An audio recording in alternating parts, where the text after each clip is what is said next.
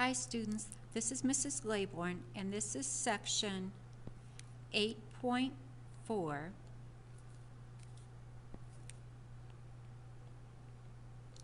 which is scientific notation.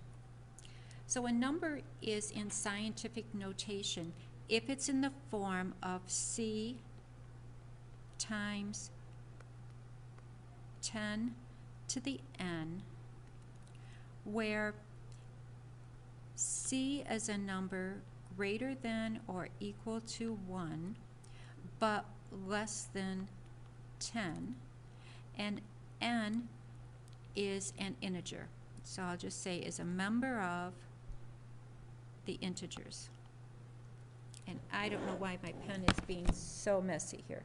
Let me see if I can try to get it to straighten up. So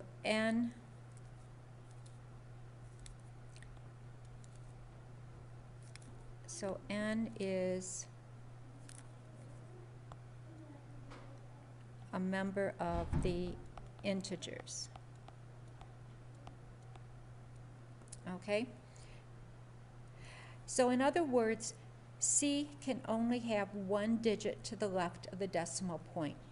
So a number like 7.12 is the C would be 7.12, and that would just be times, if we wanted to write it in scientific notation, then we'd say times,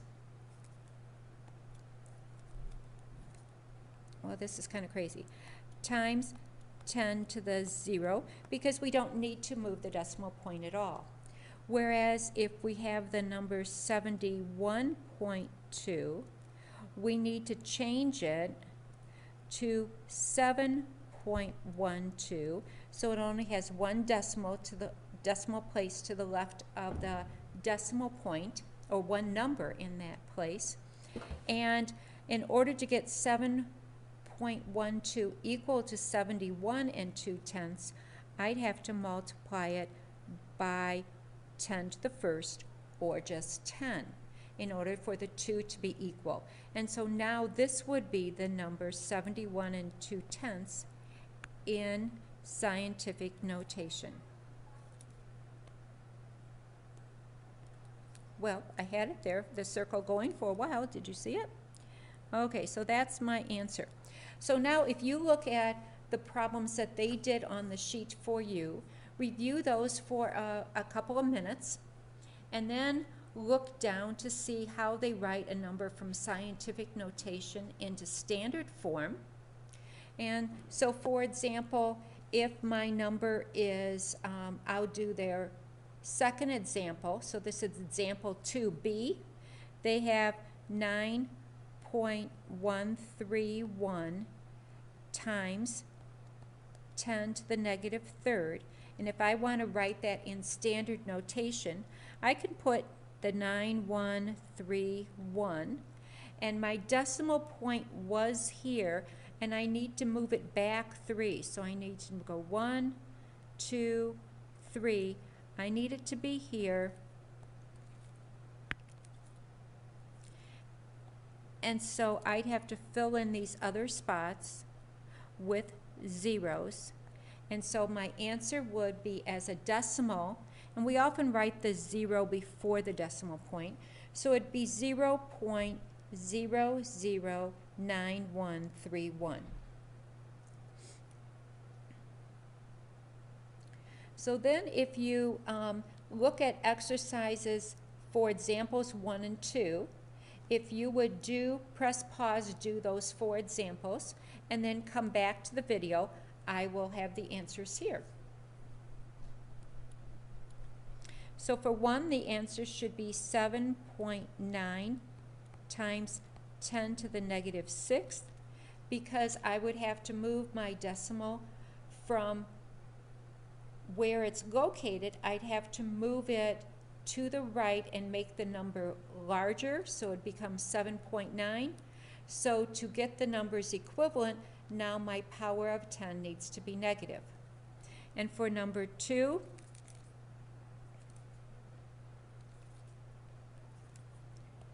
So for number 2, let's try this again.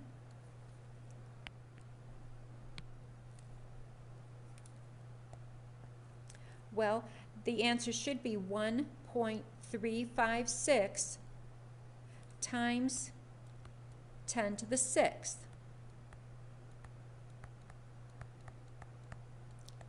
Because now the number was large, I'm going to make the decimal number smaller, so I'd have to multiply by a positive power of 10 in order to make it equal to my very large number.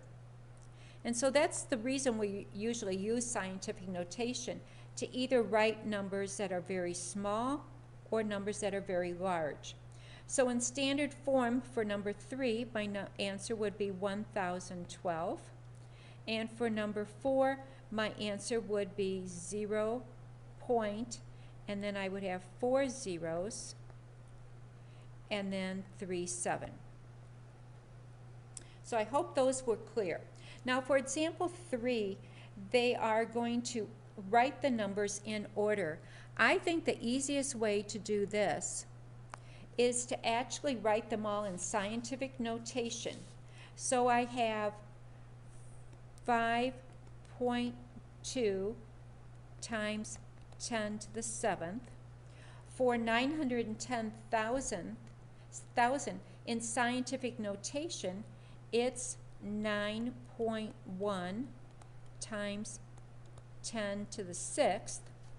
And for 13,200,000, it would be 1.32. So it'd be 1.32 times 10 to the 7th. Now I put them in this order because my powers of 10 are the 6th power, both of these are the 7th, so I'm going to look at the decimal part, and the 1.32 is smaller than the 5.2, so this would be my order of my numbers from least to smallest, as you can see in their final answer in step 3 on the back. Now they go through a couple more problems, which I hope that you will look over, and then you should press pause and do numbers 5 through 8, and then come back to the video. So for number 5, we have, and it seems like whenever I write on this side I have trouble, so let's see if I can, there it is. So for 5, if I write the numbers all in scientific notation, I have 2.8 times 10 to the 5th. I have 3.61 times 10 to the 5th, and I'm writing that underneath since they have the same power of 10, but the decimal part in the second number is larger than the decimal part in the first number. And for my last one, it would be 2.1 times 10 to the 6th. And it's thinking that I'm running out of room, I think, here. So this is 10 to the 6th. Okay. For the other answers, number 6, let's see if it will show up. Here we go. 6 is 4 times 10 to the negative 9th. 7's answer should be 2.093 times 10 to the 3rd. And number 8's answer is 8.41 times 10 to the 12th. For that one, notice I had to square the 2.9 and square 10 to the 6th by using my properties of powers. Now we have one more thing to do, and that is, let me insert another page here, and we have to talk about the extension, which was fractional exponents. So this is going to be on fractional exponents. And it's an extension. If I can get it to write here. Okay, so extension. Let me press pause and see if I can get it.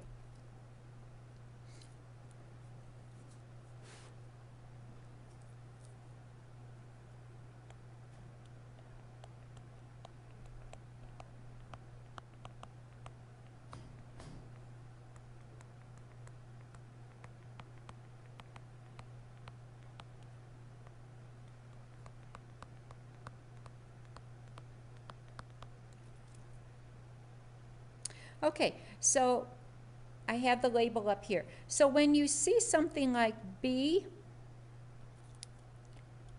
to the 1/2 power, it means the very same thing as the square root of b.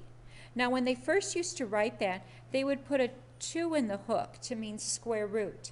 But because we use square root more often than any of the other roots, we tend not to write it, and so we just leave it as the square root of b. If I have b to the 1/3 power, then that means that I'm taking the cube root, and I need to put a little 3 in the hook, of b. So for example, if I have 8 to the 1/3, I'm taking the cube root of 8, and I'm asking myself, what number multiplied by itself 3 times will equal 8? Well, 8 breaks down into 2 times 2 times 2. So now, when I have 3 factors that are the same in a cube root problem, it comes out as a single 2. If I have 16 to the 1/2, it means the square root of 16, which is 4.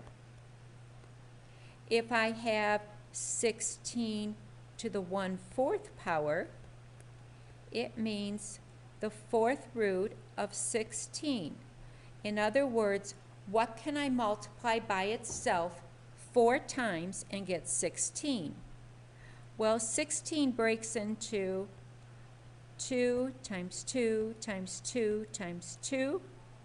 So because I'm looking for the 4th root, when I have 4 factors of the same, they come out as a single number, or 2. If I had 72 to the 1/2 power, it would be the square root of 72. Well, a perfect square that is a factor of 72 is 36, and that's times 2. So I could bring out the 36 as a 6, since that's its square root, and my answer would be 6 root 2. If I had 72 to the 1/3 power, it's equal to the cube root of 72. Well, I can break it down into its prime factors, and it's 8, which is 2 times 2 times 2, times 9, which is 3 times 3. I have these 3 2's as factors. They come out as a single 2, since I'm doing the cube root, and then I'm left with the cube root of 9. And if I have 16 to the 1/3 power, press pause, see if you can get this answer by yourself, and then come back. So it's equal to the cube root of 16. I can break 16 into its prime factors of 2, 2, 2, and 2. these three match. I can bring them out as a singleton, and then I'm left with the cube root of 2. So I hope that has helped. We will do some other examples in class. And let me just show you this one other one. So if I had 8 to the 2/3 power, I can treat that as 8 squared raised to the 1/3, which means the cube root of 8 squared. Well, each 8 is 3 2s. And so these two match, and these three match, and these three match. So it comes out as 2 times 2, or 4. I could also say that 8 to the 2/3 power is 8 to the 1/3 squared, which would be the cube root of 8 squared, and the cube root of 8 is 2, and 2 squared is 4. Sometimes, like 8 to the 2/3, we can do two different ways.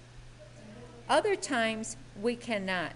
So it might be easier always to do the 8 squared and the fractional exponent as the other power, and then versus doing it the second way that I solved the problem.